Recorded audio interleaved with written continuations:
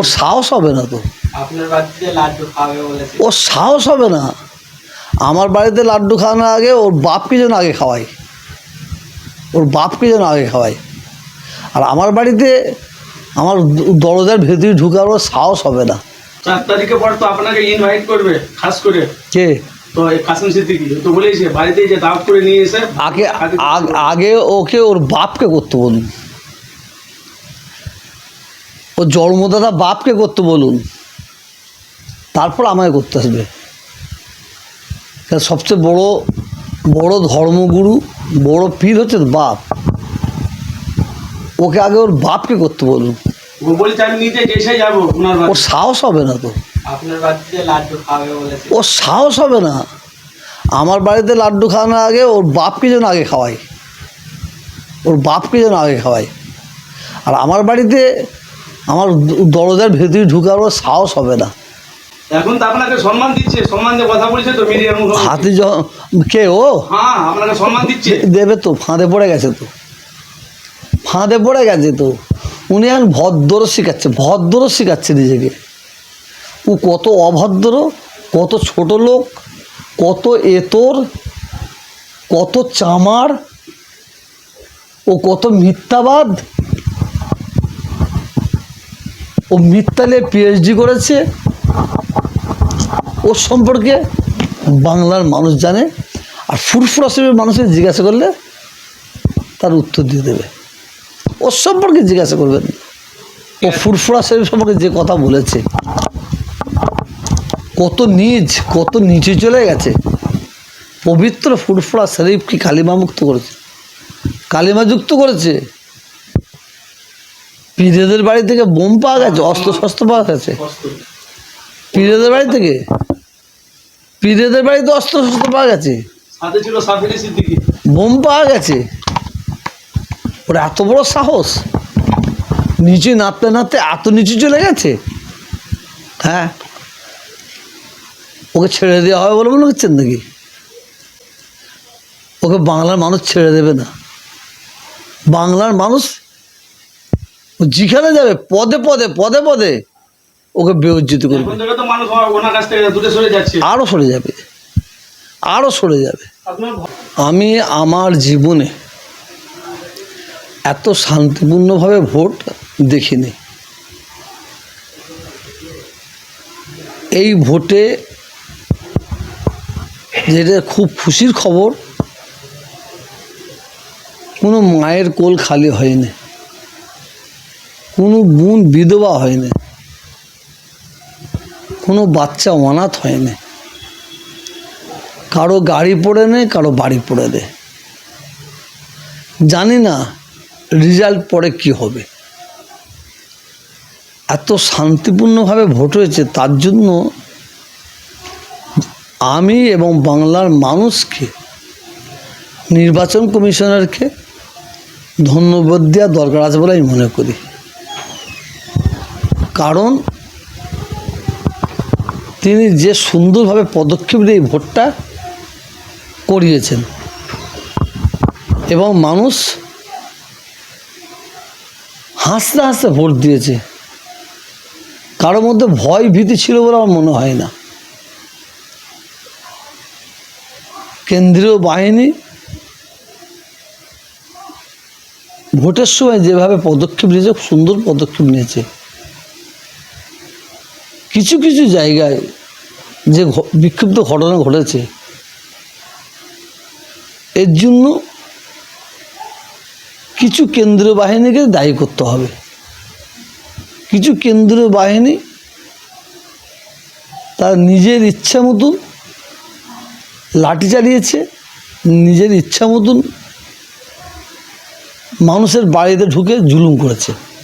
সবাইকে বলবো না, কিছু বিক্ষুব্ধ ঘটনা ঘটেছে, কিন্তু এত শান্তিপূর্ণ ভোট আমি আমার জীবনে দেখিনি।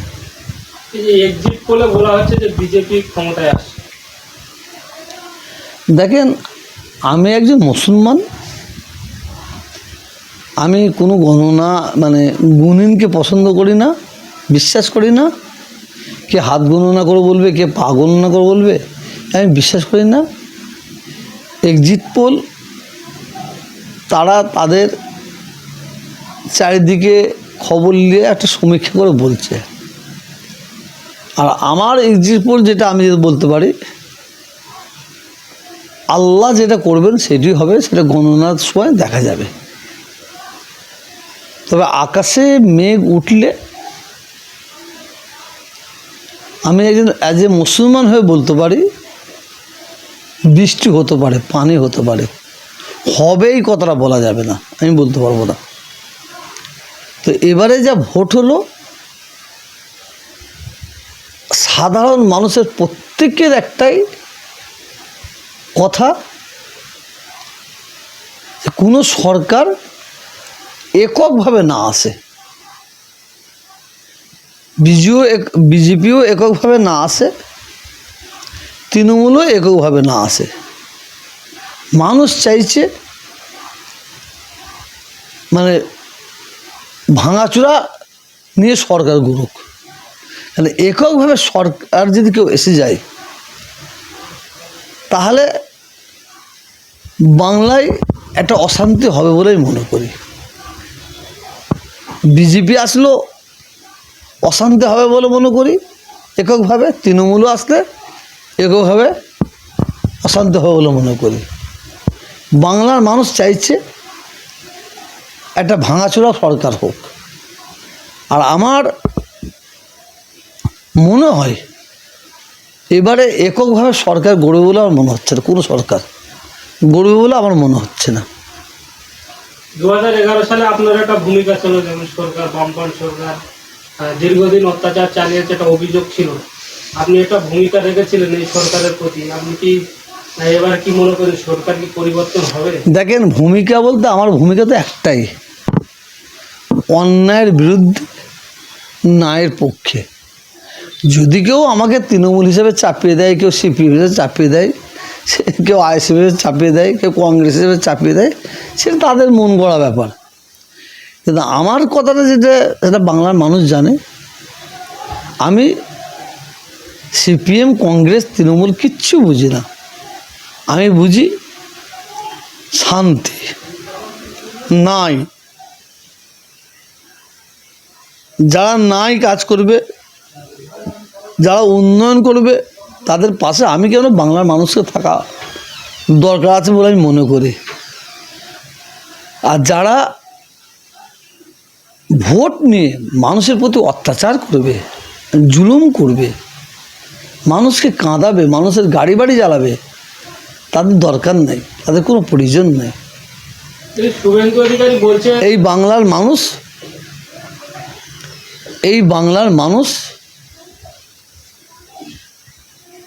এই যে পশ্চিমবাংলার মুখ্যমন্ত্রী মমতা ব্যানার্জি যে সরকার, এই সরকার থাক, বাংলার মানুষ চায়। এবারে মানুষের ক্ষোভ কিছু কিছু প্রার্থীর উপরে, যে প্রার্থী বাংলার মানুষের ভোট নিয়েছে, বিশেষ করে সংখ্যালঘু মুসলমানদের ভোট নিয়েছে, ভোট নেবার পরে তারা যেভাবে বিশেষ করে সংখ্যালঘুদের প্রতি অত্যাচার করেছে, জুলুম করেছে, ধরে ধরে মিথ্যা কেস দিয়েছে, তার জন্য মানুষের ক্ষোভ। তো এবারে তৃণমূল সরকার প্রার্থী ঘোষণা করেছে, বহুত মানুষকে, পুরাতন মানুষকে বাদ দিয়েছে, এতে মানুষ সন্তুষ্ট। কিন্তু যে প্রার্থী ঘোষণা করেছে তার মধ্যে থেকেও কিছু জালেম, অত্যাচারিত এমএলএকে রেখে দিয়েছে, যার জন্য মানুষ ক্ষোভে তাদের বিরুদ্ধে ভোট দিয়েছে বলে আমি মনে করি। শুভেন্দু অধিকারী বলছে আগের গত 21 সালে শুভেন্দু নাকি মুসলিমদের ভোট পেয়েছিল 400, এবারে উনি সমীক্ষা করে বলছে আমার 4000-এর বেশি মানুষ মুসলিমরা আমাকে ভোট দিয়েছে। তিনি তার মতামত দিয়েছে, সেখানে আমার কি বলার আছে? মুসলিমরা 4000 দিয়েছে কি 6000 দিয়েছে, 4 তারিখে পরে বোঝা যাবে। আমি এখন কী করে বলবো? তিনি তার মতামতটা দিয়েছে। উনি বোঝাতে চাইছে যে মুসলিমরাও বিজেপিকে ভোট দিচ্ছে, সেটা তিনি তার মতামত দিয়েছে। পশ্চিমবাংলার তৃণমূল সরকারের প্রত্যেকটা এমএলএ বলছে সংখ্যালঘুদের ভোট সব আমরা পেয়েছি, সব ভোট আমরা পেয়েছি। তাদের মতামত দিয়েছে, কে কাকে ভোট দিয়েছে না দিয়েছে তার ফাইসালা হবে 4 তারিখে।